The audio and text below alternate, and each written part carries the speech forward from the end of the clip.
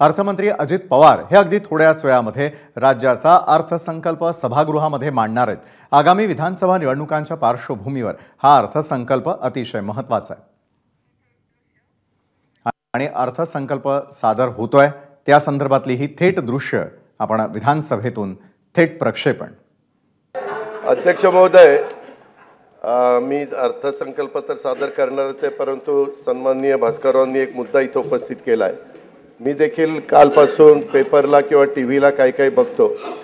अध्यक्ष महोदय, मधल्या काळामध्ये देखील अशाच पद्धतीनं निगेटिव्ह त्याच्यामध्ये फेक नरेटिव्ह असं निर्माण करण्याचा प्रयत्न करण्यात आला। मी पण आज राज्याचा 10व्यांदा अर्थसंकल्प सादर करत आहे। त्याच्यामुळे अध्यक्ष महोदय, मला ह्या गोष्टीचा थोडा बहुत अनुभव आहे। जनतेचा पाठिंबा होता, सभागृहाचा पाठिंबा होता, म्हणूनच मी ते करू शकलो, हे मी कदापि विसरू शकत नाही। परंतु अध्यक्ष महोदय, अशा प्रकारची चर्चा करणं आणि ते आधीच करणं आणि काहीतरी लोकांच्यामध्ये फेक नरेटिव्ह निर्माण करणं हे कुठेतरी अध्यक्ष महोदय थांबलं पाहिजे। याची नोंद आपण देखील त्या ठिकाणी घेतली पाहिजे, अशी मी सुरुवातीलाच आपल्याला विनंती करतो। सन्माननीय अध्यक्ष महोदय, मी आपल्या अनुमतीने सन 2024-25 या वर्षाचा अतिरिक्त अर्थसंकल्प सभागृहाला सादर करतो आहे। उदंड पाहिले, उदंड ऐकिले, उदंड वर्णिले क्षेत्र महिमे, ऐसी चंद्रभागा ऐसे भीमा तीर, ऐसा विटेवर देव कोठे, ऐसे संत जन ऐसे हरीचे दास, ऐसा नाम घोष सांगा कोठे, तुका म्हणे आम्हा अनाथा कारणे पंढरी निर्माण केली देवे। बोला कुंडली वरदे हरी विठ्ठल श्री ज्ञानदेव तुकाराम पंढरीनाथ महाराज की जय। अध्यक्ष महोदय, श्री संत तुकाराम महाराजांनी वर्णन केलेल्या महाराष्ट्राचा आराध्य दैवत श्री विठ्ठलाच्या दर्शनाला अवघ्या महाराष्ट्रातून वैष्णवांच्या दिंड्या निघाल्या आहेत। जगद्गुरु संत तुकाराम महाराजांच्या पालखीचे आजच देहूतून प्रस्थान होते आहे। ज्ञानेश्वर माऊलींची पालखी उद्या आळंदीवरून निघेल। साधारण 1000 वर्षाची परंपरा असलेल्या या वारीशी वारकरी भक्तिमार्गाशी महाराष्ट्राची नाळ जोडलेली आहे, याची जाणीव या सरकारला आहे। महाराष्ट्राची ओळख म्हणून जिची जगभर दखल घेतली जाते त्या पंढरपूरच्या वारीचा म्हणूनच आपण जागतिक वारसा नामांकनासाठी युनेस्कोकडे प्रस्ताव पाठवतो आहेत। आपल्या परंपरेची पताका खांद्यावर घेऊन जाणाऱ्या लाखो वारकऱ्यांविषयी कृतज्ञता म्हणून सरकारने या वर्षापासून प्रतिदिंडी 20,000 रुपये निधी देण्याचा निर्णय घेतला आहे। निर्मल वारीसाठी 36 कोटी 71 लाख रुपयांचा निधी उपलब्ध करून दिला आहे। मुख्यमंत्री वैद्यकीय सहाय्यता कक्षाच्या माध्यमातून देहू, आळंदी ते पंढरपूर या दोन्ही मुख्य पालखी मार्गावरील सर्व वारकऱ्यांची आरोग्य तपासणी केली जाणार आहे। आवश्यकतेनुसार मोफत औषधोपचार देखील केले जाणार आहेत। कीर्तनकार, वारकरी, भजनी मंडळ यांना सोयी सुविधा उपलब्ध करून देण्यासाठी तसेच पालखी मार्गाचे व्यवस्थापन करण्यासाठी मुख्यमंत्री वारकरी संप्रदाय महामंडळ स्थापन करण्याचा निर्णय घेण्यात आलेला आहे। लोकसभेच्या नुकत्याच झालेल्या निवडणुकीमध्ये राष्ट्रीय लोकशाही आघाडीला बहुमत प्राप्त झाले आहे। केंद्रात माननीय श्री नरेंद्र मोदीजी यांच्या नेतृत्वाखाली सलग 3ऱ्यांदा सरकार स्थापन झाले आहे। माननीय पंतप्रधानांचे देखील मी त्यासाठी आपल्या सर्वांच्या तर्फे मनपूर्वक अभिनंदन करतो। महाराष्ट्राला सहकार्य करण्याबाबत केंद्र शासनाने नेहमीच सकारात्मक भूमिका घेतली आहे। केंद्र शासनाच्या 3ऱ्यांदा सरकार आल्यानंतर पहिल्याच मंत्रिमंडळाच्या बैठकीमध्ये महाराष्ट्र राज्यातील 76,200 कोटी रुपये किमतीचा वाढवण बंदर प्रकल्पाला मंजुरी देण्यात आली आहे। त्यामुळे राज्याच्या आर्थिक विकासाला चालना मिळणार आहे। त्याद्वारे 10 लाखाहून अधिक रोजगार निर्माण होणार आहे। यापुढील 5 वर्षही केंद्र शासनाचे असेच भक्कम पाठबळ राज्याला लाभेल याची खात्री मी बाळगतो।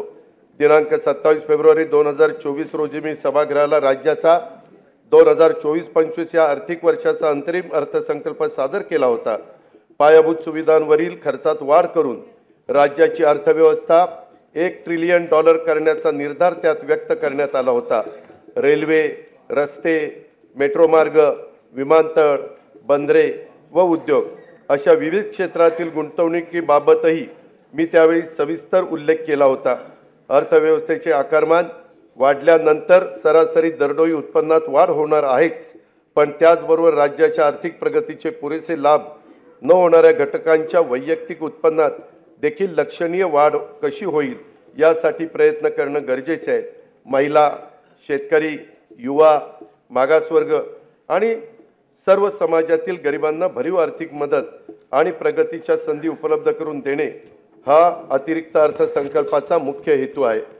शाहू फुले आंबेडकरांच्या विचाराच्या पुरोगामित्वाचा वारसा जपत महाराष्ट्राने महिलांना केंद्रस्थानी ठेवून विकासाची वाटचाल केली आहे. शिक्षण, नोकरी आणि राजकीय क्षेत्रात महिलांना आरक्षण देणारे महाराष्ट्र हे देशातील पहिले राज्य आहे. राज्याने 1994 मध्ये पहिले महिला धोरण जाहीर केले. त्यात वेळोवेळी काल सुसंगत सुधारणा करण्यात आल्या. नुकतेच राज्याचे चौथे अष्टसूत्री महिला धोरण जाहीर करण्यात आले आहे. महिला व मुलींना सामाजिक, प्रशासकीय आणि राजकीय क्षेत्रात समान हक्क व दर्जा प्राप्त होण्यास करता पोषण आहार, स्वास्थ्य, शिक्षण, उद्योजकता तसेच कौशल्य विकास आणि रोजगारांसाठी विविध योजना प्रभावीपणे राबवण्यात येतील. मुलींचे जन्माचे स्वागत करणारी आणि तिला वय वर्ष 18 पर्यंत अर्थसहाय्य करणारी लेक लाडकी योजना, गर्भवती मातांचे आरोग्य व संस्थात्मक प्रसूतीकरता जननी सुरक्षा योजना, प्रधानमंत्री मातृवंदना योजना, बचत गटाच्या माध्यमातून ग्रामीण महिलांचे सक्षमीकरण, बस प्रवासामध्ये सवलत, महिलांच्यासाठी विशेष बस, घर खरेदीसाठी मुद्रांक शुल्कात सवलत, कौटुंबिक समस्याग्रस्त महिलांच्यासाठी शक्ती सदन योजना, नोकरी करणाऱ्या महिलांच्यासाठी व्यवसाय करातून सूट, महिला वसतिगृहे, महिला केंद्रित पर्यटन धोरण अशा विविध योजनांची प्रभावी अंमलबजावणी करण्यात येत आहे. स्त्री ही कुटुंबाचा आधार असते. आता ती एकूणच समाजाचाच केंद्रबिंदू होते आहे.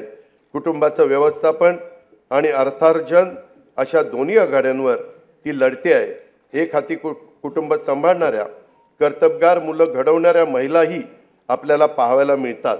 वेगवेगळ्या परीक्षांच्या निकालाच्या वेळी तर मुलींची आघाडी हा तर आता नियमच होऊ पाहतो आहे.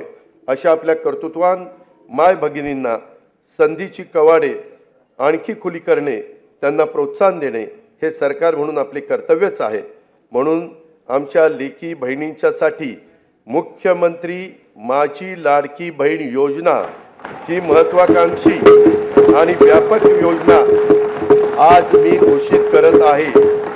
महिलांचे आर्थिक स्वातंत्र्य व स्वावलंबन, आरोग्य व पोषणासहित सर्वांगीण विकासासाठी या योजनेअंतर्गत वय 21 ते 60 वर्ष वयोगटातील पात्र महिलांना शासनातर्फे दरमहा 1,500 रुपये प्रदान करण्यात येतील. मुख्यमंत्री माझी लाडकी बहीण योजनेसाठी दरवर्षी 46,000 कोटी रुपयाचा निधी उपलब्ध करून देण्यात येईल. योजनेची अंमलबजावणी जुलै 2024 पासून करण्यात येईल.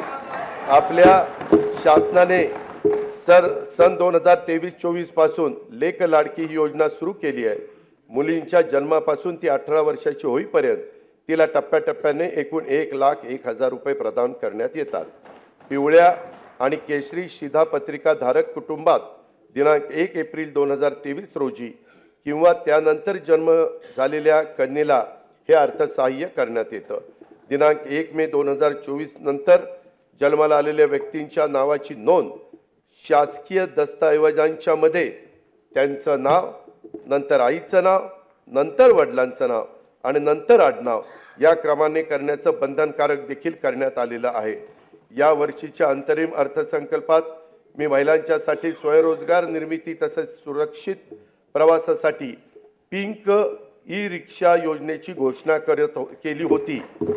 योजनेच्या पहिल्या टप्प्यात राज्यातील 17 शहरात 10,000 महिलांना रिक्षा खरेदीसाठी अर्थसहाय्य करण्यात येईल.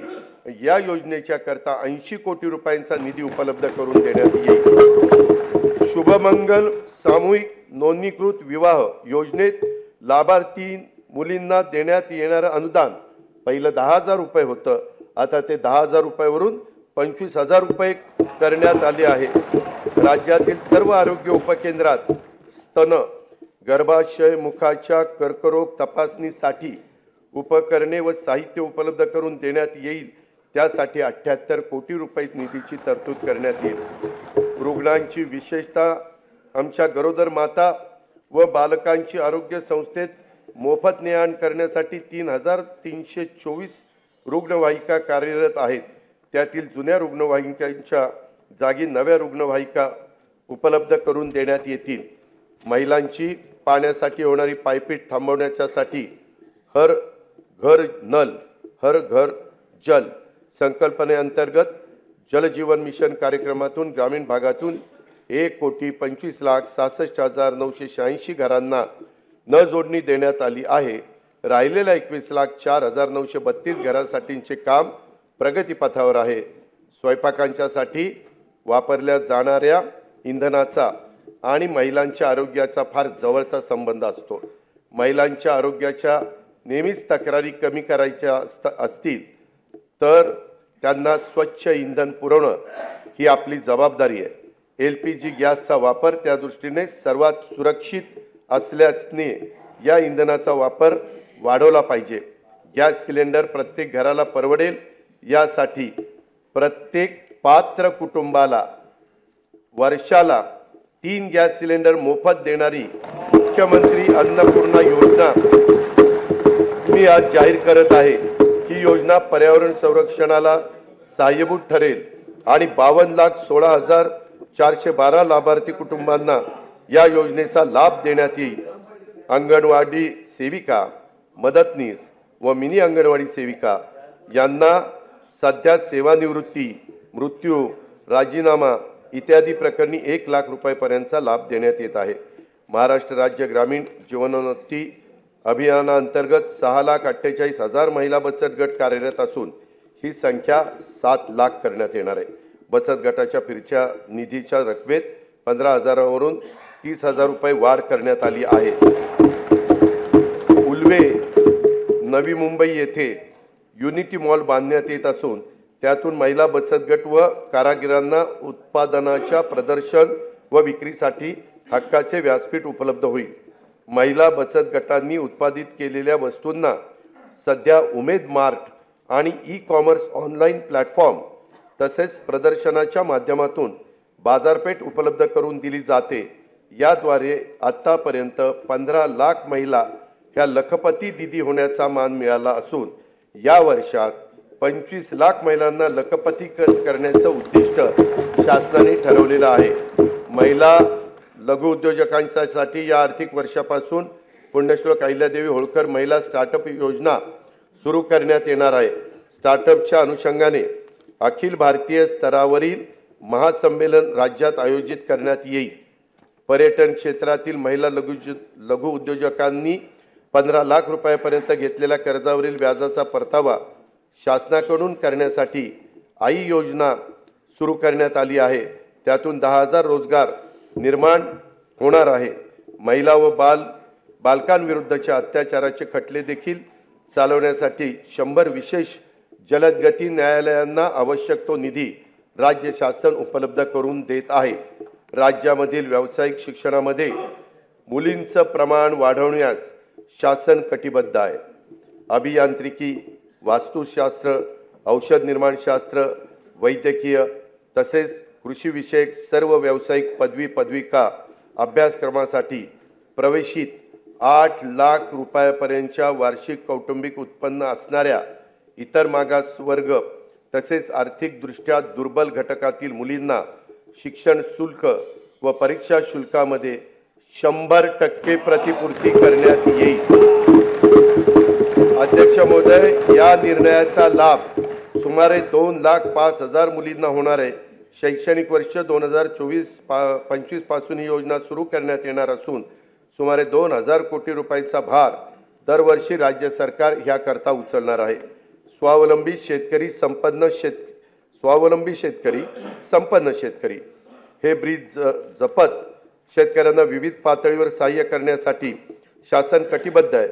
बी बियाणासाठी थेट अनुदान, सिंचन सुविधा, आधुनिक तंत्रज्ञानाचा वापर, शेतीपूरक उद्योगांना प्रोत्साहन, शेतमालाचे मूल्यवर्धन, शेतमाल साठवणूक, बाजारपेठेची उपलब्धता इत्यादींबाबत विविध योजना राबवण्यात येत आहे. शासनाने सन 2023-24 या आर्थिक वर्षापासून शेतकऱ्यांना आर्थिक सहाय्य करण्यासाठी नमो शेतकरी महासन्मान निधी, 1 रुपयात पीक विमा, गोपीनाथ मुंडे शेतकरी सुरक्षा सानुग्रह अनुदान अशा विविध योजना सुरू केलेल्या आहेत. शेती आणि संबंधित क्षेत्राच्या ठळक तरतुदीकडे मी आता सभागृहाचं लक्ष वेधित आहे. नैसर्गिक आपत्तीमुळे झालेल्या शेती पिकांच्या नुकसानापोटी शेतकऱ्यांना जुलै 2022 पासून 15,245 कोटी 76 लाख रुपयांची मदत करण्यात आलेली आहे. नोव्हेंबर-डिसेंबर 2023 मधील अवकाळी पावसामुळे बाधित झालेल्या 24,47,000 शेतकऱ्यांना आतापर्यंत 2,253 कोटी रुपयांची मदत देण्यात आली आहे. नुकसानीच्या क्षेत्राची मर्यादा 2 ऐवजी यावेळेस 3 हेक्टर करण्यात आली आहे. राज्य आपत्ती प्रतिसाद निधीच्या निकषापेक्षा अधिक दराने ही मदत करण्यात आली आहे. खरीप हंगाम 2023 करता राज्यातील 40 तालुक्यांमध्ये दुष्काळ तर 1021 महसूल मंडळामध्ये दुष्काळ सदृश परिस्थिती जाहीर करण्यात आली असून तिथे विविध सवलती लागू करण्यात आल्या आहेत. नुकसानीचे पंचनामे जलद व पारदर्शक होण्याकरता नागपूर विभागामध्ये घेतली गेलेली ई पंचनामा प्रणालीची चाचणी यशस्वी झाल्याने ही प्रणाली आता संपूर्ण राज्यामध्ये लागू करण्यात येणार आहे. नमो शेतकरी महासन्मान निधी योजनेअंतर्गत आज तागायत एकूण 92,43,000 शेतकरी कुटुंबांना 5,318 कोटी 47 लाख रुपयाचं अनुदान देण्यात आलेलं आहे. 1 रुपयात पीक विमा योजनेअंतर्गत 59,57,000 शेतकऱ्यांना 3,504 कोटी 66 लाख रुपयाची रक्कम आजपर्यंत अदा करण्यात आलेली आहे. गोपीनाथ मुंडे शेतकरी अपघात सुरक्षा सानुग्रह अनुदान योजनेअंतर्गत 2,694 शेतकरी कुटुंबांना 52 कोटी 82 लाख रुपयांचे अनुदान वाटप करण्यात आलेले आहे. महात्मा ज्योतिराव फुले शेतकरी कर्जमुक्ती योजनेअंतर्गत पीक कर्जाची नियमित परतफेड करणाऱ्या 14,33,000 शेतकऱ्यांना प्रोत्साहनपर रक्कम 5,190 कोटी रुपये अदा करण्यात आलेली आहे. उर्वरित रकमेचे वाटप देखील त्वरित त्या ठिकाणी देण्यात येईल. नानाजी देशमुख कृषी संजीवनी प्रकल्पाच्या पहिल्या टप्प्यात विदर्भ आणि मराठवाड्यातील 16 जिल्ह्यांच्यासाठी 5,469 कोटी रुपयांच्या विविध योजना यशस्वीपणे पूर्ण करण्यात आल्या आहेत. या प्रकल्पाचा 6,000 कोटी रुपये किमतीचा दुसरा टप्पा 21 जिल्ह्यामध्ये राबवण्यात येणार आहे.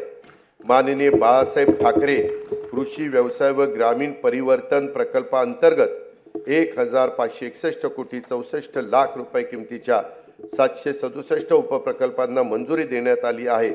त्याचा लाभ सुमारे 9 लाख शेतकऱ्यांना होणार आहे.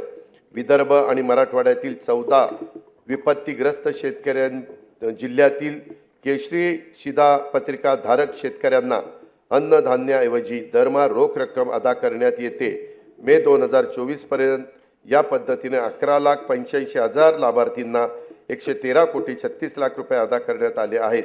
राष्ट्रीय कृषी विकास योजना आणि राज्य पुरस्कृत कृषी यांत्रिकीकरण योजनेतून गेल्या 3 वर्षात 2,14,000 शेतकऱ्यांना ट्रॅक्टर आणि पॉवर टिलर आदी यांत्रिकी शेती उपकरणांच्यासाठी खरेदीसाठी 1,239 कोटी रुपयाचं अनुदान देण्यात आलेलं आहे. शेतमालाच्या स्थानिक पातळीवर साठवणुकीसाठी गाव तेथे गोदाम ही योजना राबवण्यात येणार आहे. या योजनेत पहिल्या टप्प्यात 100 नवीन गोदामांचे बांधकाम तसेच अस्तित्वातील गोदामांची दुरुस्ती केली जाणार आहे. कापूस, सोयाबीन तसेच अन्य तेलबियांच्या उत्पादकतेमध्ये वाढ आणि मूल्य साखळी विकासासाठी विशेष कृती योजना राबवण्यात येत आहे. या योजनेसाठी सन 2024-25 मध्ये 341 कोटी रुपयाचा निधी उपलब्ध करून देण्यात येत आहे. आधारभूत किमतीनुसार खरीप व रब्बी हंगामातील कडधान्य व तेलबियांच्या नाफेड मार्फत खरेदीसाठी 100 कोटी रुपयाचा फिरता निधी स्थापन करण्यात येईल. कापूस व सोयाबीन पिकांच्या राज्याच्या शेती उत्पन्नामध्ये मोठा वाटा आहे. मागील वर्षी आंतरराष्ट्रीय घडामोडी व अन्य कारणामुळे झालेल्या किमतीतील घसरणीमुळे शेतकऱ्यांना नुकसान सोसावं लागलं. शेतकऱ्यांना दिलासा देण्यासाठी खरीप पणन हंगाम 23-24 मध्ये कापूस व सोयाबीन उत्पादक शेतकऱ्यांना 2 हेक्टर प्रमाणे हेक्टरच्या मर्यादेत प्रति हेक्टरी 5,000 रुपयाचं अर्थसहाय्य देण्याची घोषणा मी करीत आहे. अध्यक्ष महोदय, ही घोषणा खरं तर निर्णय कॅबिनेटनी मागच घेतला होता, पण 3च दिवसात आचारसंहिता लागली. त्यामुळं नंतर आम्हाला त्याचे जे काही वितरण करायचं होतं ते करता आलेलं नव्हतं. आता आम्ही पुन्हा हे आचारसंहिता संपल्यावर हे 5,000 रुपयाचं अर्थसहाय्य देणं हे कापूस सोयाबीन शेतकऱ्यांच्या करता तो निर्णय सरकारने घेतलेला आहे. कांदा उत्पादक शेतकऱ्यांना अर्थसहाय्य करण्यासाठी सन 2023-24 या वित्तीय वर्षात 350 रुपये प्रति क्विंटल प्रमाणे 851 कोटी 66 लाख रुपये अनुदान देण्यात आलं आहे. कांदा आणि कापसाच्या हमीभावाने खरेदी करण्यासाठी प्रत्येकी 200 कोटी रुपयाचा फिरता निधी निर्माण करण्यात येत आहे. खरीप पणन हंगाम 2023-24 मध्ये 6 लाख धान उत्पादक शेतकऱ्यांना प्रति हेक्टरी 20,000 रुपयाप्रमाणे 1,350 कोटी रुपये प्रोत्साहन रक्कम प्रदान करण्यात आली आहे. शासकीय नवीन दुग्ध व्यवसाय उद्योजकता प्रकल्प सुरू करणार आहे. पशुसंवर्धन, दुग्ध व्यवसाय, पशुचारा आणि पशुखाद्य उत्पादन या क्षेत्रात नवउद्योजक निर्माण करणे, रोजगार आणि स्वयंरोजगाराच्या माध्यमातून शेतकऱ्यांच्या मध्ये आर्थिक उन्नती साधणे, पशूंची उत्पादकता वाढवणे हा या प्रकल्पाचा उद्देश आहे. नोंदणीकृत 2,93,000 गायींचे दूध उत्पादकांना प्रति लिटर 5 रुपये प्रमाणे 223 कोटी 83 लाख रुपये अनुदान वितरित करण्यात आले आहे. राहिलेले अनुदान देखील त्वरित वितरित करण्यात येईल. तसेच गायीचे दूध उत्पादक शेतकऱ्यांना आधार देण्यासाठी 1 जुलैपासून प्रति लिटर 5 रुपयाप्रमाणे अनुदान देण्याची योजना 1 जुलै 2024 पासून पुढे चालू ठेवण्यात येईल असेही मी जाहीर करत आहे. शेळी मेंढी पालन व्यवसायातील संख्यात्मक व गुणात्मक वाढीसाठी पुण्यश्लोक अहिल्यादेवी होळकर महाराष्ट्र मेंढी व शेळी विकास महामंडळाच्या भाग भांडवलात लक्षणीय वाढ करण्यात आली आहे. शेळी मेंढी पालन आणि कुक्कुटपालनाला प्रोत्साहन देण्यासाठी 2 नवीन प्रकल्प राबवण्यात येत आहे. राज्याचा मत्स्य उत्पादनात गेल्या 2 वर्षात मोठ्या प्रमाणामध्ये वाढ झाली आहे. मत्स्य बाजार स्थापना तसेच मासळी विक्री सुविधांच्यासाठी आवश्यक निधी उपलब्ध करून देण्यात येणार आहे. अटल बांबू समृद्धी योजनेतून 10,000 हेक्टर खाजगी क्षेत्रावर बांबूंची लागवड करण्यात येणार आहे. त्यासाठी शेतकऱ्यांना बांबू रोपे तसेच इतर आवश्यक बाबींकरता प्रति रोपासाठी 175 रुपयाचं अनुदान देण्यात येणार आहे. राज्यातील पडीक जमिनीवर मोठ्या प्रमाणावर बांबूची लागवड करण्यात येणार आहे. नंदुरबार जिल्ह्यातील 1,20,000 रुपये क्षेत्रावर बांबूची लागवड करून या योजनेची सुरुवात करण्यात येणार आहे. वन्य प्राण्यांच्या हल्ल्यात जीवितहानी झाल्यास द्यावयाच्या नुकसान भरपाईच्या रकमेत 20 लाख रुपयावरून 25 लाख रुपये आणि त्यात कायमचं अपंगत्व आल्यास 5 लाख रुपयावरून 7.5 लाख रुपये, गंभीर जखमी झाल्यास 1.25 लाख रुपयावरून 5 लाख रुपये, किरकोळ जखमी झाल्यास 20,000 रुपयावरून 50,000 रुपये अशा प्रकारची वाढ करण्यात आली आहे. शेती पिकाच्या नुकसान भरपाई करता देय रकमेत कमाल मर्यादेत पहिली 25,000 रुपये होती, ती आता आम्ही 50,000 रुपये वाढ करतोय. पशुधन हानीच्या नुकसान भरपाईतही भरीव अशा प्रकारची वाढ करीत आहोत. विविध कारणांमुळे अपूर्ण राहिलेले सिंचन प्रकल्प पूर्ण करण्यासाठी गेल्या 2 वर्षापासून विशेष मोहीम राबवण्यात येत आहे. आतापर्यंत 108 प्रकल्पांना सुप्रमा देण्यात आलेली आहे. जयंत पाटील साहेब, 108 प्रकल्पांना आपल्या वेळेस काय पुढे जायचंच नाही ते. येत्या 2 वर्षात 61 प्रकल्प पूर्ण होणे अपेक्षित आहे. या प्रकल्पातून सुमारे 3,65,000 हेक्टर सिंचन क्षमता निर्माण होणार आहे. राज्यातील कार्यान्वित प्रकल्पाच्या अपेक्षित आणि प्रत्यक्ष सिंचन क्षमतेतील तफावत दूर करण्यासाठी महाराष्ट्र सिंचन सुधारणा कार्यक्रम हाती घेण्यात येत आहे. या कार्यक्रमातून 155 प्रकल्पांच्या कालवे वितरण प्रणालीची सुधारणा करण्यात येणार आहे. येत्या 3 वर्षात त्यामुळे सुमारे 4,28,000 हेक्टर वाढीव क्षेत्राला प्रत्यक्ष सिंचनाचा लाभ होणार आहे. अध्यक्ष महोदय, विविध अपूर्ण सिंचन प्रकल्प पूर्ण करणे तसंच प्रकल्पाच्या वितरण प्रणालीतील सुधारणांच्यासाठी नाबार्डकडनं 15,000 कोटी रुपयाचं दीर्घ मुदतीचं अर्थसहाय्य मंजूर झालेलं आहे. ते आपण केव्हाही उचलू शकतो आणि हे प्रकल्प मार्गी लावू शकतो. उपसा सिंचन योजनांना वापरल्या जाणाऱ्या विजेचा खर्च कमी करणं तसंच शाश्वत वीज पुरवठ्यासाठी म्हैसाळ, जिल्हा सांगली तसेच येथे पथदर्शी सौर ऊर्जा प्रकल्प राबवण्यात येणार आहे. या प्रकल्पाची अंदाजित किंमत 1,594 कोटी रुपये असून त्याचा लाभ सांगली आणि सोलापूर जिल्ह्यातील सुमारे 75,000 शेतकरी कुटुंबांना होणार आहे. स्वच्छ व हरित ऊर्जेचे ध्येय साध्य करण्यासाठी सर्व शासकीय उपसा जलसिंचन योजना सौर ऊर्जीकरण करण्यात येणार आहे. त्यामध्ये जनाई, शिरसाई, पुरंदर या उपसा सिंचन योजनांचाही समावेश आहे. या योजनांच्यासाठी 4,200 कोटी रुपयाचा खर्च अपेक्षित आहे. विदर्भातील नागपूर, वर्धा, अमरावती, यवतमाळ, अकोला, बुलढाणा या जिल्ह्यातील 3,71,277 हेक्टर क्षेत्रात सिंचनाचा लाभ देण्यासाठी वैनगंगा नळगंगा नदीजोड प्रकल्पाद्वारे गोसी खुर्द प्रकल्पातून 62.57 TMC पाणी वळवण्याचे नियोजन आहे. कोल्हापूर आणि सांगली जिल्ह्यातील पुरामुळे होणारी जीवित व वित्तहानी टाळावी आणि अतिरिक्त पाणी दुष्काळग्रस्त भागात वळवता यावे यासाठी जागतिक बँकेच्या सहाय्याने 3,200 कोटी रुपये किमतीचा महाराष्ट्राचा प्रतिसादक्षम विकास कार्यक्रम राबवण्यात येणार आहे.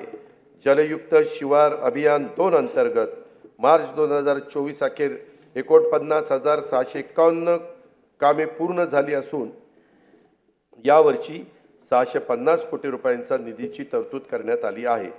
गाळ मुक्त धरण, गाळ युक्त शिवार योजनेअंतर्गत राज्यातील एकूण 338 जलाशयातून गाळ काढण्याचं काम सुरू आहे. लोकसहभागाच्या आत्तापर्यंत 83,39,818 घनमीटर गाळ काढण्यात आला आहे.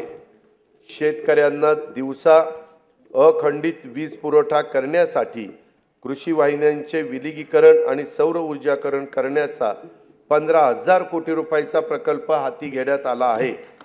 शेतकऱ्यांना मोफत वीज उपलब्ध व्हावी, मोफत, यासाठी मागेल त्याला सौर ऊर्जा पंप या योजनेच्या करता 8,50,000 शेतकऱ्यांना सौर ऊर्जा पंप उपलब्ध करून देण्याचे मी जाहीर करीत आहे. अध्यक्ष महोदय, तूफानों में संभलना जानते हैं, अंधेरों को बदलना जानते हैं, चिरागों का कोई मजहब नहीं है, ये हर महफिल में जलना जानते हैं.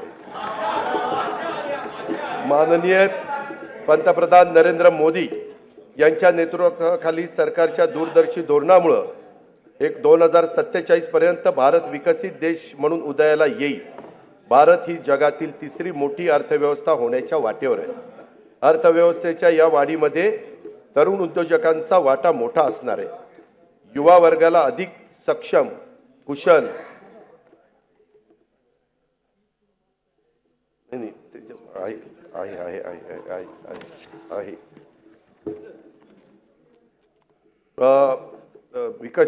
भारत ही जगातील 3री मोठी अर्थव्यवस्था होण्याच्या वाटेवर आहे.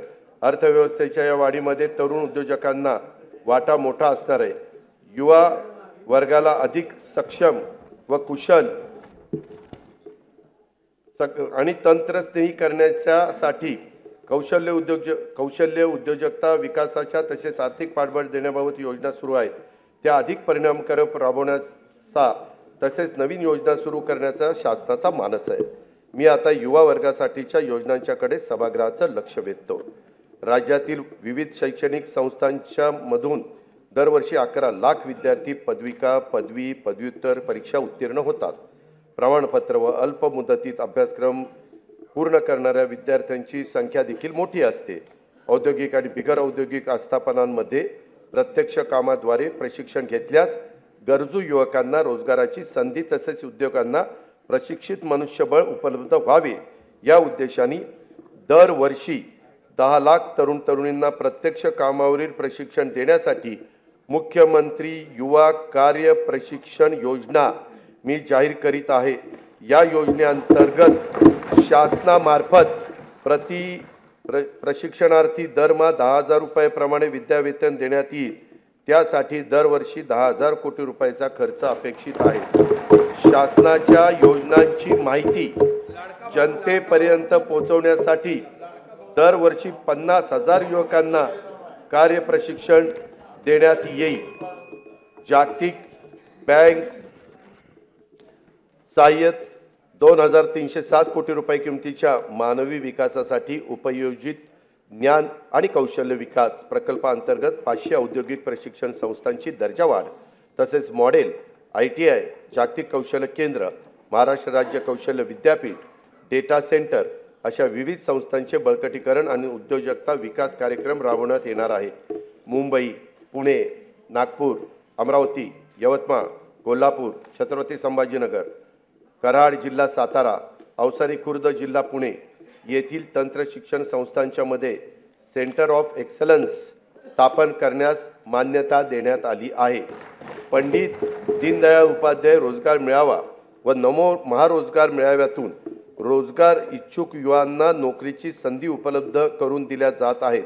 या माध्यमातून सन 2023-24 मध्ये 95,478 उमेदवारांची नोकरीसाठी निवड झाली आहे। स्वामी विवेकानंद आंतरराष्ट्रीय कौशल्य विकास प्रबोधिनी मुंबईत गोवंडी येथे कार्यान्वित झाली आहे। राज्याच्या ग्रामीण भागात 511 प्रमोद महाजन ग्रामीण कौशल्य विकास केंद्रे स्थापन करण्यात आली असून या केंद्रातून 15 ते 45 वयोगटातील 18,980 उमेदवार कौशल्य प्रशिक्षण घेत आहेत। विविध समाज घटकांच्यासाठी रोजगारभिमुख प्रशिक्षण कार्यक्रम तसेच संशोधनाचे काम करण्यासाठी आदिवासी संशोधन प्रशिक्षण संस्था TRTI, डॉक्टर बाबासाहेब आंबेडकर संशोधन व प्रशिक्षण संस्था बार्टी, छत्रपती शाहू महाराज संशोधन व प्रशिक्षण संस्था सारथी, महात्मा ज्योतिबा फुले संशोधन व प्रशिक्षण संस्था महाज्योती, महाराष्ट्र संशोधन व प्रशिक्षण प्रबोधिनी अमृत इत्यादी संस्था काम करतायत। या संस्थांच्या मार्फत एकूण 2,51,393 विद्यार्थ्यांना रोजगारभिमुख प्रशिक्षण देण्यात आले असून त्यापैकी 52,000 विद्यार्थ्यांना नोकरीच्या संधी प्राप्त झालेल्या आहेत।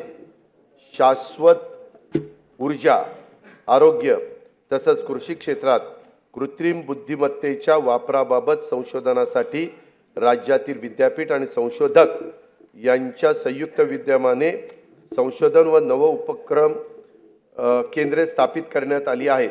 त्यासाठी विद्यापीठ व शासनाकडून प्रत्येकी 50 कोटी रुपये असा 100 कोटी रुपयांचा निधी उपलब्ध करून देण्यात येणार आहे। शबरी आदिवासी वित्त व विकास महामंडळामार्फत राबवण्यात येणाऱ्या स्वयंरोजगार अर्थसहाय्याच्या योजनेच्यासाठी 100 कोटी रुपयाची निधीची तरतूद करण्यात आलेली आहे। अनुसूचित जाती, अनुसूचित जमाती, विमुक्त जाती, भटक्या जमाती, इतर मागासवर्ग, विशेष मागास प्रवर्ग तसेच खुल्या प्रवर्गातील विद्यार्थ्यांना विदेशात उच्च शिक्षणासाठी शिष्यवृत्ती योजना राबवण्यात येत आहे।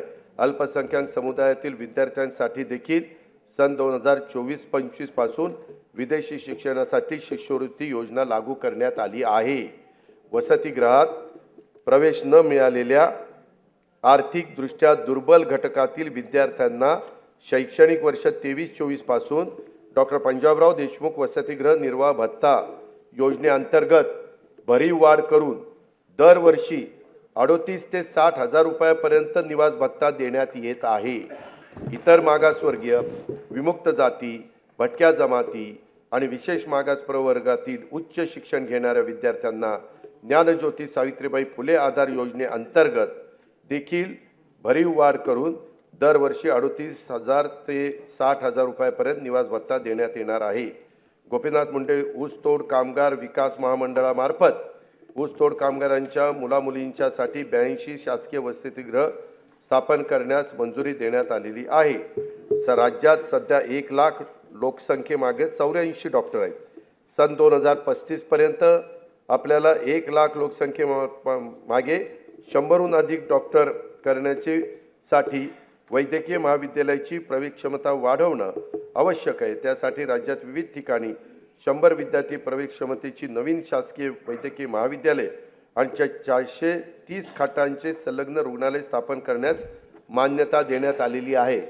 त्यात जालना, हिंगोली, धाराशिव, परभणी, नाशिक, जळगाव, अमरावती, बुलढाणा, वाशिम, वर्धा, भंडारा, गडचिरोली, सातारा, अलिबाग, सिंधुदुर्ग, रत्नागिरी, पालघर आणि अंबरनाथ जिल्हा ठाणे या शहरांचा समावेश करण्यात आलेला आहे।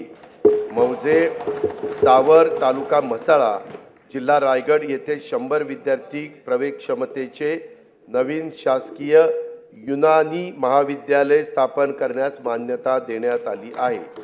बुलढाणा जिल्ह्यात नवीन शासकीय आयुर्वेदिक महाविद्यालय स्थापन करण्यात येणार आहे। शासकीय वैद्यकीय महाविद्यालयातील कनिष्ठ व वरिष्ठ निवासी डॉक्टर यांच्या विद्यावेतनात तसेच मानसेवी अध्यापकांच्या मानधनात देखील भरीव वाढ करण्यात आली आहे। ट्रस्ट सेक्टरमधील उद्योगांना देण्यात येणाऱ्या विशेष प्रोत्साहनामुळे नजीकच्या काळात राज्यात अंदाजे 1 लाख कोटी रुपयाची गुंतवणूक होणार असून त्यातून 50,000 रोजगार निर्माण होणार आहे।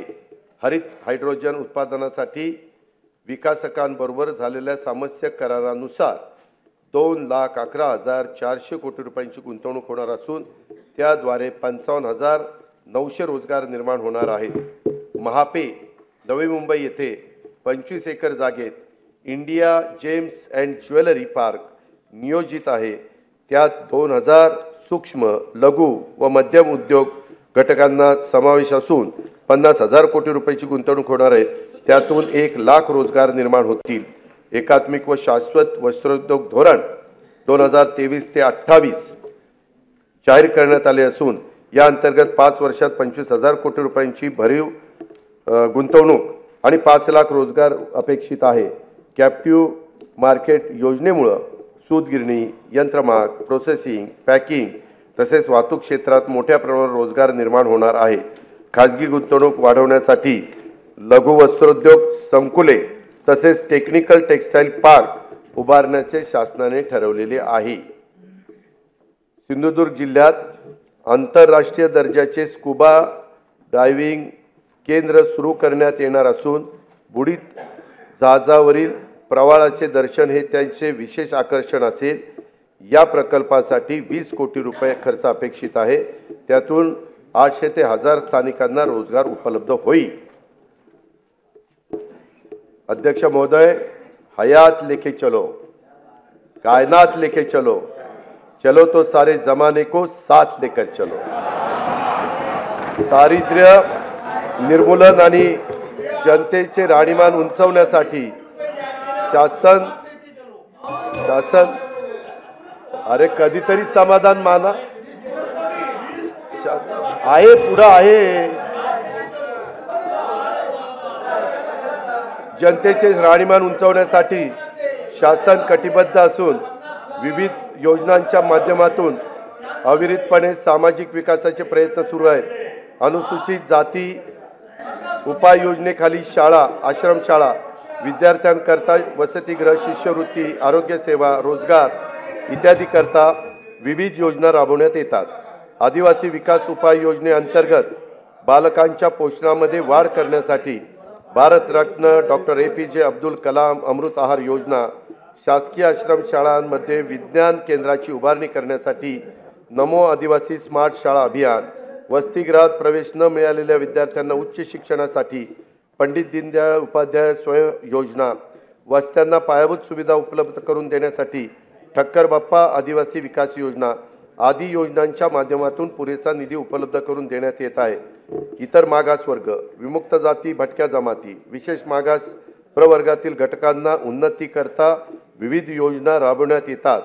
या प्रवर्गातील विद्यार्थ्यांच्या करता आश्रमशाळा, ऊसतोड कामगारांच्या मुलांच्यासाठी आश्रमशाळा, विद्यानिकेतन, धनगर समाजासाठीच्या विविध योजना, क्रांती ज्योती सावित्रीबाई फुले शिष्यवृत्ती योजना, डॉक्टर पंजाबराव देशमुख वसतिगृह योजना, तांडा वस्ती मुक्त वसाहत योजना इत्यादी योजनांच्या माध्यमातून पुरेसा निधी उपलब्ध करून देण्यात येत आहे। राज्यातील सर्व बौद्ध, जैन, शीख, पारसी, ख्रिश्चन व मुस्लिम या अल्पसंख्याक समुदायातील घटकांच्या विकासाकरता हे सरकार वचनबद्ध आहे। सामाजिक व आर्थिक दृष्ट्या दुर्बल घटकांच्यासाठी असलेल्या योजना परिणामकारक राबवणे, नवीन योजना, विशेष योजना आखणे आणि त्यासाठी पुरेसा आर्थिक तरतूद करणे, या धोरणातून सर्व स्वरूपातील सार्वत्रिक दारिद्र्य नाहीसे करणे हे शाश्वत विकास ध्येय साध्य करण्याचा आमचा निश्चय आहे। त्या दृष्टीने महत्त्वाच्या योजना मी सभागृहावर सादर करीत आहे। संजय गांधी निराधार योजना आणि श्रावणबाळ सेवा राज्य निवृत्ती योजनेतून आर्थिक दुर्बल घटकातील निराधार, विधवा आणि दिव्यांग वृद्ध नागरिकांना दरमहा अर्थसहाय्य देण्यात येते। या अर्थसहाय्यात 1000 रुपयावरून 1500 रुपये अशी वाढ करण्यात आली आहे। सन 2023-24 मध्ये 45,60,000 लाभार्थींना या योजनेतून 7,145 कोटी रुपयांचं वाटप देखील करण्यात आलं आहे।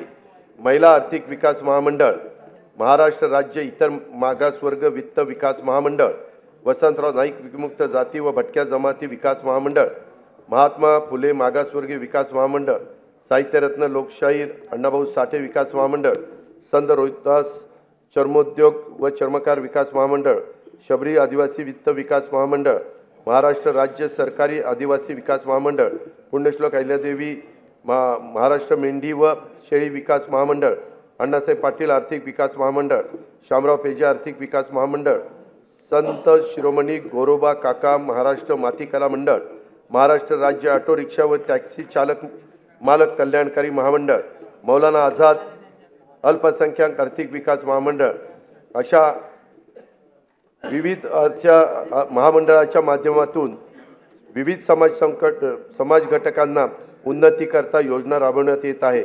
वसंतराव नाईक विमुक्त जाती व भटक्या जमाती विकास महामंडळांतर्गत राजे उमाजी नाईक आर्थिक विकास महामंडळ आणि पैलवान कैलासवासी मारुती चव्हाण वडार आर्थिक विकास मंडळ नव्याने निर्माण करण्यात आलेले आहे। महाराष्ट्र राज्य इतर मागासवर्गीय वित्त विकास महामंडळांतर्गत संत काशीबा गुरव युवा आर्थिक विकास महामंडळ, जगज्योती महात्मा बसवेश्वर आर्थिक विकास महामंडळ, संत सेनाजी महाराज केश शिल्पी महामंडळ नव्याने निर्माण करण्यात आलेले आहे। पानपिंपरी आणि मुसळीचे उत्पादन करणाऱ्या बारी समाजाच्या आर्थिक, सामाजिक आणि शैक्षणिक विकासासाठी संत श्री रूपलाल महाराज आर्थिक विकास महामंडळाची स्थापना करण्यात येणार आहे।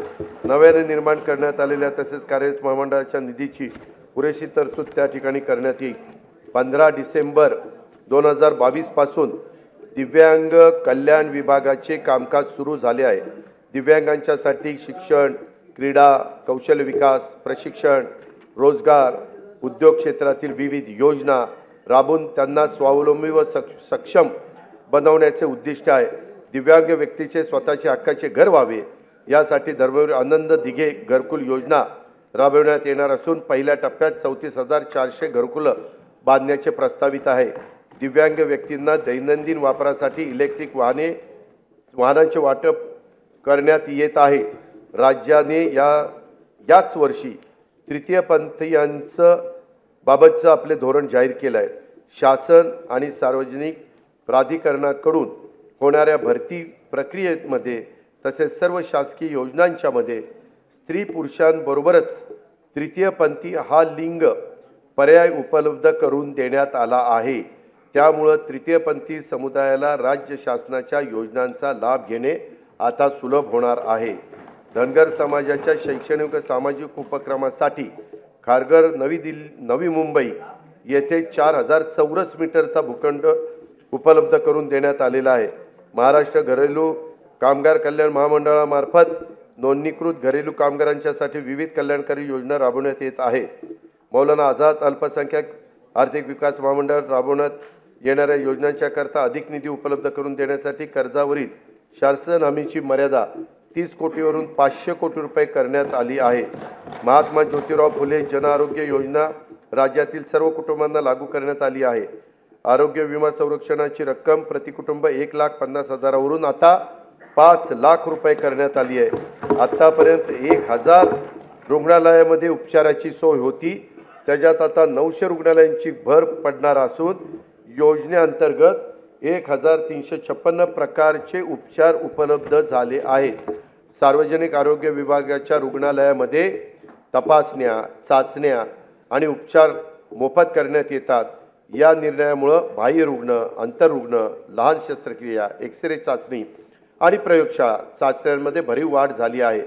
शहरी भागातील गरजू जनतेसाठी विनामूल्य तपासणी, वैद्यकीय चाचण्या व उपचारांच्यासाठी सुविधा असलेले हिंदू हृदय सम्राट बाळासाहेब ठाकरे आपला दवाखाना 347 ठिकाणी कार्यान्वित करण्यात आलेला आहे. महाराष्ट्र राज्य बिगर कृषी सहकारी पतसंस्था नियामक मंडळाला पतसंस्थांच्या स्थिरीकरण व तरलतेसाठी 100 कोटी रुपयाचा निधी उपलब्ध करून देण्यात येणार आहे. प्रधानमंत्री आवास योजना, रमाई आवास योजना, शबरी, पारधी व आदिम आवास योजना, मोदी आवास योजना, यशवंतराव चव्हाण मुक्त वसाहत योजना, पुण्यश्लोक अहिल्यादेवी होळकर घरकुल योजना इत्यादी माध्यमातून पुढील 5 वर्षात 35,40,491 घरकुल बांधण्यात येणार आहेत. सन 2024-25 मध्ये विविध घरकुल योजनांच्या करता 7,425 कोटी रुपयाची तरतूद करण्यात आलेली आहे.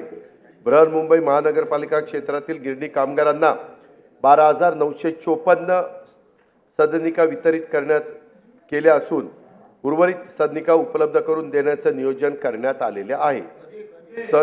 चालूच आहे, कामच चालूच आहे. सन 2024-25 साठी स्वच्छ भारत अभियान ग्रामीणचा दुसऱ्या टप्प्यासाठी 1,886 कोटी 86 लाख निधीची तरतूद करण्यात आलेली आहे. राज्यातील अंगणवाडी कर्मचारी, आशा वर्कर, कोतवाल, पोलीस पाटील, ग्रामीण जीवनोन्नती अभियानातील संसाधन व्यक्ती यांच्या मानधनात भरीव वाढ करण्यात आलेली आहे. आता मी अर्थसंकल्पातील पायाभूत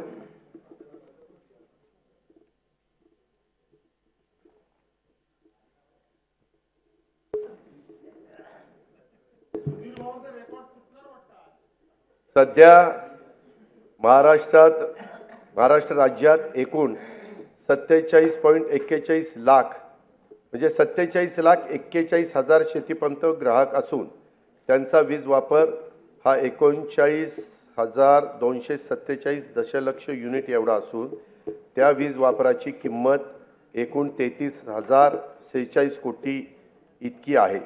शासनाकडून दरवर्षी शेतीपंप ग्राहकांना 6,984 कोटी रुपये एवढी सबसिडी आणि रुपये 9,500 कोटी क्रॉस सबसिडीच्या माध्यमातून थेट मदत दिली जाते.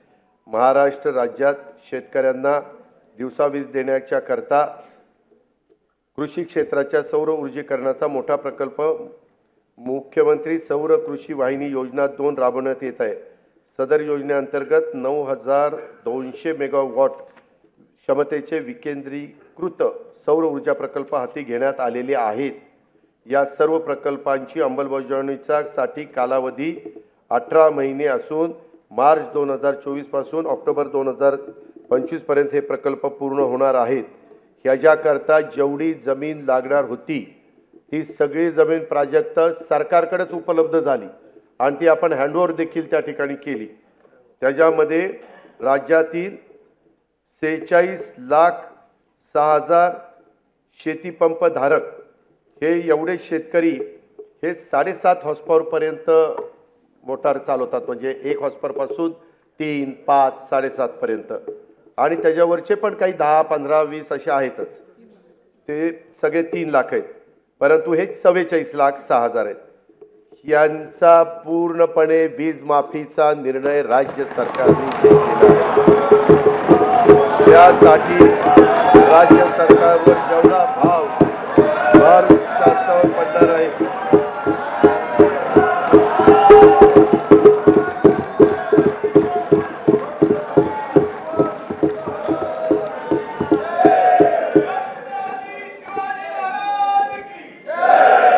आता मी अर्थसंकल्पातील पायाभूत सुविधा आणि अन्य महत्त्वाच्या सभागृहाचे लक्ष वेधतो. मुंबई, पुणे व नागपूर शहरांमध्ये एकूण 449 किलोमीटर लांबीच्या मेट्रो मार्गिका उभारण्याची मान्यता देण्यात आली असून 127 किलोमीटर लांबीच्या मार्गिका वाहतुकीसाठी खुल्या करण्यात आल्या आहेत. तसेच या आर्थिक वर्षात आणखी 37 किलोमीटर लांबीच्या मार्गिका वाहतुकीसाठी खुल्या करण्यात येणार आहे. शिवडी नावाशेवा प्रकल्पांतर्गत शिवडी वरळी जोड रस्त्यांचे 57% काम झाले असून डिसेंबर 2025 अखेर या प्रकल्पाचे काम पूर्ण करण्यात येणार आहे. बाळकूम येथे गायमुख या नियोजित ठाणे किनारी मार्गाची लांबी 13.45 किलोमीटर असून सुमारे 3,364 कोटी रुपये किमतीचे हे काम मे 2028 पर्यंत पूर्ण होणे अपेक्षित आहे. स्वराज्य रक्षक छत्रपती संभाजी महाराज मुंबई किनारी मार्गाचे बहुतांशी काम पूर्ण झाले असून दोन्ही मार्गिका अंशतः खुल्या करण्यात आल्या आहेत. प्रधानमंत्री ग्राम सडक योजनेच्या तिसऱ्या टप्प्यात सुमारे 6,500 किलोमीटर लांबीच्या रस्ते सुधारणांचं उद्दिष्ट आहे. सद्यस्थितीत 2,303 किलोमीटर लांबीच्या रस्त्याचं काम पूर्ण झाले असून उर्वरित कामे प्रगतीपथावर आहेत. मुख्यमंत्री ग्राम सडक योजनेच्या तिसऱ्या टप्प्यात 23,000 किलोमीटर लांबीचे रस्त्यांची कामे आगामी 3 वर्षात पूर्ण करण्याचं येणार आहेत. भगवान बिरसा मुंडा जोड रस्ते योजनेसाठी 1,400 कोटी रुपयाचा तरतूद करण्यात आलेली आहे. संत सेवालाल महाराज जोड रस्ता योजना तसेच यशवंतराव होळकर जोड रस्ते योजनेची अंमलबजावणी लवकरच सुरू करण्यात येत आहे. परिवहन सेवेमध्ये सुधारणा तसेच हवेतील प्रदूषण कमी करण्यासाठी 19 महानगरपालिकांमध्ये PME बस सेवा योजना राबवण्यात येणार आहे. इलेक्ट्रिक बसेस उपलब्ध करणे, बस आगारे आणि विद्युत पायाभूत सुविधा उभारणी आदी बाबींचा या योजनेमध्ये समावेश आहे. अग्निशमन सेवाचा विस्तार आणि आधुनिकीकरण करण्यासाठी 615 कोटी रुपयाची योजना राबवण्यात येणार आहे. ही योजना ड वर्ग महानगरपालिका, सर्व नगर परिषदा व नगरपंचायतीमध्ये राबवण्यात येईल. धर्मादाय आयुक्तांच्या अधिपत्याखाली कार्यालयाचा मुंबई, नंदुरबार, नांदेड, वर्धा, अमरावती, कोल्हापूर येथील इमारतींच्या बांधकामासाठी अस्तित्वातील इमारतींचे नूतनीकरण करण्यासाठी 125 कोटी रुपयाचा निधी उपलब्ध करून दिला जाणार आहे. माननीय बाळासाहेब ठाकरे स्मृती मातोश्री ग्रामपंचायत बांधणी योजनेअंतर्गत 2,567 ग्रामपंचायत कार्यालयाच्या बांधकामांना मान्यता देण्यात आली आहे. शिवकालीन 12 किल्ल्यांना जागतिक वारसा नामांकन प्राप्त व्हावे म्हणून युनेस्कोकडे प्रस्ताव पाठवण्यात आला आहे. कोकणातील कातळ शिल्पे, पंढरपूर वारी, दहीहंडी उत्सव आणि गणेशोत्सव याबाबतचे देखील प्रस्ताव पाठवण्यात येणार आहेत. शासनाकडून रायगड किल्ल्यावर शिवराज्याभिषेक सोहळा दरवर्षी साजरा करण्याचं ठरवले असून त्याचा आवश्यक तो निधी शासन उपलब्ध करून देणार आहे. वेंगुर्ला जिल्हा सिंधुदुर्ग येथे 66 कोटी रुपयाचे अंदाजित किमतीचा आंतरराष्ट्रीय दर्जाचा पाणबुडी प्रकल्प विकसित करण्यात येणार आहे. सातारा जिल्ह्यातील पश्चिम घाट परिसरातील पर्यटन स्थळाच्या विकासासाठी 381 कोटी 56 लाख रुपये किमतीचा एकात्मिक पर्यटन विकास आराखडा करण्यात आला आहे. या अंतर्गत श्री क्षेत्र महाबळेश्वर विकास, प्रतापगड किल्ला जतन व संवर्धन, सह्याद्री व्याघ्र पर्यटन आणि कोयना हेळवाक वनक्षेत्राअंतर्गत जलपर्यटनाचा समावेश आहे. पावसाळ्यात कल्याण नगर मार्गावरील माळशेज घाटाला भेट देणाऱ्या पर्यटकांची संख्या मोठी आहे. या घाटात सर्व सोयीयुक्त अत्याधुनिक व्ह्यूइंग गॅलरी उभारण्यात येईल. नागपूर जिल्ह्यातील रामटेक हे प्रभू रामचंद्राच्या पदस्पर्शाने पावन झालेले तीर्थक्षेत्र रामटेक विकास आराखड्यासाठी पहिल्या टप्प्यात 150 कोटी रुपयाच्या कामांना मान्यता देण्यात आली असून ही कामे प्रगतीपथावर आहे. आता दुसऱ्या टप्प्यातील 211 कोटी रुपयाची कामे देखील हाती घेण्यात येणार आहेत. आध्यात्मिक गुरु तथा समाजसुधारक बाबा जुमदेवजी यांना पावड दौना तालुका मौदा जिल्हा नागपूर येथील स्मारकासाठी 77 कोटी रुपये रकमेचा विकास आराखडा तयार करण्यात येणार आहे. संत ज्ञानेश्वर महाराजांची अजरामर ज्ञानेश्वरीची जिथे रचना केली त्या नेवासा येथील मंदिर परिसराचा देखील विकास आराखडा तयार करण्यात येणार आहे. कोल्हापूर शहरातील राजाराम तलावाकाठी अत्याधुनिक आंतरराष्ट्रीय कन्व्हेन्शन सेंटर उभारण्यात येईल. त्याचा प्लॅन फार सुंदर केला आहे, तो तिथं आपण उभारणार आहोत. बीजे शासकीय वैद्यकीय महाविद्यालय पुणे येथे बहुउद्देशीय सभागृह उभारण्याकरता, तसेच किसान शिक्षण प्रसारक मंडळ बोरगाव काळे तालुका जिल्हा लातूर या शैक्षणिक संस्थेला सुवर्ण महोत्सवी निमित्त भौतिक व शैक्षणिक सुविधांच्यासाठी विकास करण्यासाठी आवश्यक निधी उपलब्ध करून देण्यात येईल. छत्रपती संभाजी महाराजांच्या पदस्पर्शाने पावन झालेल्या शिराळा जिल्हा सांगली येथे त्यांचं स्मारक उभारण्यात येईल. श्री संत रूपलाल महाराजांचे समाधीस्थळ असलेले अंजनगाव सुरजी जिल्हा अमरावती येथे त्यांचे स्मारक उभारण्यात येणार आहे. आदिवासी कलांचे प्रदर्शन वृद्धी आणि कलाकारांना प्रोत्साहन देण्यासाठी हदगड तालुका सुरगाणा जिल्हा नाशिक येथे कलादालन स्थापन करण्यात येणार आहे.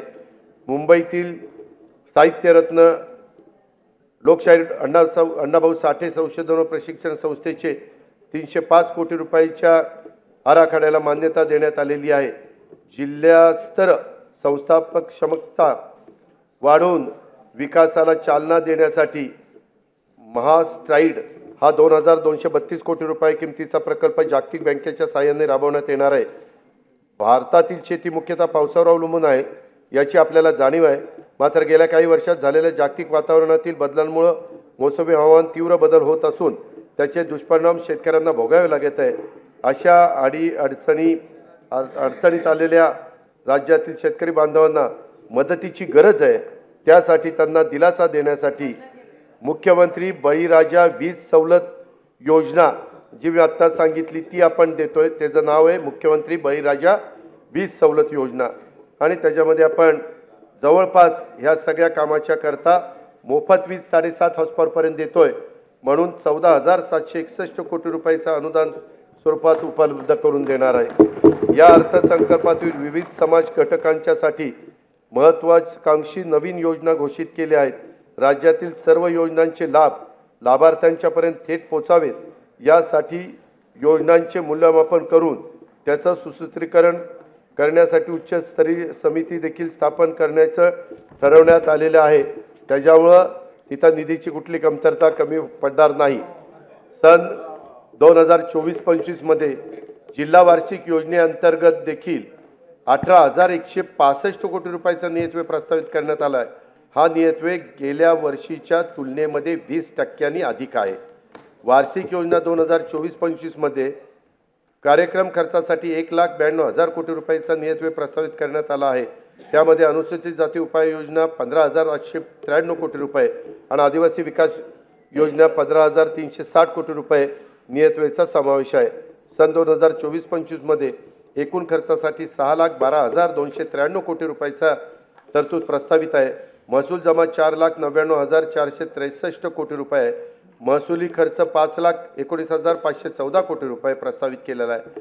परिणामी 20,051 कोटी रुपये महसुली तूट अपेक्षित आहे. राज्याची राजकीय तूट आणि महसुली तूट, राजकोषीय उत्तरदायित्व व वित्तीय व्यवस्थापन कायद्याने निश्चित केलेल्या मर्यादेच्या आत ठेवण्यात शासन यशस्वी ठरले आहे. सन 2024-25 ची राजकोषीय तूट 1,10,355 कोटी रुपये आहे. राज्याच्या आर्थिक विकासासाठी आणि समाजातील सर्व घटकांच्या कल्याणासाठी शासन सर्वतोपरी प्रयत्न करेल याची खात्री मी सभागृहाला देतो. आणि आता मी अर्थसंकल्पाचा भाग 2 कडे त्या ठिकाणी वळतो. मी आता अर्थसंकल्पाचा भाग 2 अध्यक्ष महोदय माननीय सभागृहासमोर सादर करीत आहे. सन 2023-24 या आर्थिक वर्षासाठी राज्याच्या स्वतःचा कर महसुलाचा सुधारित अंदाज 3,26,397 कोटी रुपये आहे. सन 2024-25 या आर्थिक वर्षाचा स्वतःच्या कर महसुलाचे अर्थसंकल्पीय उद्दिष्ट 3,43,040 कोटी रुपये इतके एवढे निश्चित करण्यात आले आहे. सर्वसामान्य नागरिकांना तसेच उद्योग व व्यापार केंद्राला दिलासा मिळावा म्हणून राज्यभर पेट्रोल व डिझेलवरील मूल्यवर्धित करात समानता आणण्यासाठी आवश्यकता होती आहे. त्या दृष्टीनं बृहन्मुंबई, ठाणे व नवी मुंबई या महानगरपालिका क्षेत्रातील डिझेलवरील सध्याचा कर 24% 21% करण्याचे प्रस्तावित आहे। तसेच पेट्रोलवर 26% वरून तो 25% असा 25%वर कमी करण्याचा प्रस्ताव आहे। या बदलांमुळे नाही, बृहन्मुंबई, नवी मुंबई आणि ठाणे हे तिथं जास्त होता, त्यांची सारखी तक्रार होती, ती आता आपण एकसारखी करतोय। या बदलांमुळे ठाणे, बृहन्मुंबई आणि नवी मुंबई या महानगरपालिका क्षेत्रातील पेट्रोलचा दर हा 65 पैसे व डिझेलचा दर अंदाजे 2 रुपये 7 पैसे प्रति लिटर स्वस्त होणार आहे। केंद्रीय सशस्त्र पोलीस दलामध्ये 7 सशस्त्र सेना दल कार्यरत असून त्यापैकी सीमा सुरक्षा दल व केंद्रीय राखीव पोलीस दल यातील सशस्त्र जवानांना व्यवसाय कर भरण्यापासून सूट देण्यात आली आहे। आता उर्वरित 5 दलातील म्हणजेच आसाम रायफल्स, केंद्रीय औद्योगिक सुरक्षा दल, भारत तिबेट सीमा पोलीस दल, राष्ट्रीय सुरक्षा रक्षक व सशस्त्र सीमा दलातील राष्ट्रीय कर्तव्य बजावणाऱ्या सशस्त्र जवानांना व्यवसाय कर भरण्यापासून सूट देण्याबाबत मी प्रस्तावित करीत आहे। याचा लाभ अंदाजे 12,000 जवानांना होणार आहे। नोंदणी झालेल्या दस्तास कमी मुद्रांक शुल्क भरल्याचे निष्पन्न झाल्यास मुद्रांक शुल्काच्या फरकाच्या रकमेवर दस्त निष्पादित केल्याच्या तारखेपासून आकारण्यात येणारी दंडाची रक्कम ही 2% दरमहा होती, ती आता अध्यक्ष महोदय आपण 1% दरमहा करण्याचा निर्णय घेण्यात आलेला आहे। म्हणजे त्याच्यामध्ये 24% वर्षाला होती, ती आता 12% करण्यात आली। बऱ्याच जणांची तशी मागणी होती। मुद्रांक शुल्क परताव्यासाठी ऑनलाईन पद्धतीने अर्ज करता येईल। अर्ज करण्याची कालमर्यादा मुद्रांक खरेदी केल्यापासून 6 महिन्याऐवजी 1 वर्ष करण्यात येईल। वरील प्रस्तावांना सन्माननीय सदस्यांचा पाठिंबा मिळेल असा विश्वास मी इथं व्यक्त करतो। अध्यक्ष महोदय, आतापर्यंत मी या राज्याचा 10 वेळेला जनतेचा अर्थसंकल्प मांडण्याची संधी मला मिळाली। निंदी कोणी मारी, वंदी कोणी पूजा करी, मज हेही नाही तेही नाही, वेगळा दोन्हीपासूनही या न्यायाने केलेल्या कामाची पावती आहे असं मी मानतो। तुका म्हणे मज घडो त्यांची सेवा, तरी माझ्या दैवा पार नाही, अशी तुकोबारायाच्या भाषेत प्रार्थना करून मी आपली रजा घेतो। जय हिंद, जय महाराष्ट्र।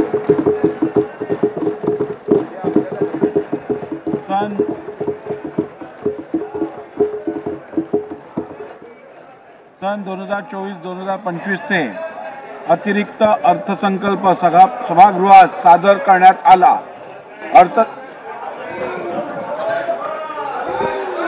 सन 2024-2025 चा अतिरिक्त अर्थसंकल्प सभागृहात सादर करण्यात आला। अर्थसंकल्पीय प्रकाशनाचे पेनड्राईव्ह असलेल्या सुटकेसचे सन्मान्य सदस्यांना देण्याची व्यवस्था वित्त विभागातर्फे विधान भवनाकरिता आरक्षित असलेल्या वाहनतळाच्या मोकळ्या जागेवर उभारण्यात आलेल्या मंडपामध्ये विधान भवन मुंबई येथे करण्यात आली आहे। सन्मान्य सदस्यांनी वितरणाच्या ठिकाणावरून सदर प्रकाशनाचे पेनड्राईव्ह असलेल्या सूटकेसेस प्राप्त करून घ्याव्यात। तसेच सदर अर्थसंकल्पीय प्रकाशने महाराष्ट्र विधिमंडळाच्या व शासनाच्या संकेतस्थळावरून उपलब्ध करून देण्यात येतील। एबीपी माझा, उघडा डोळे बघा नीट।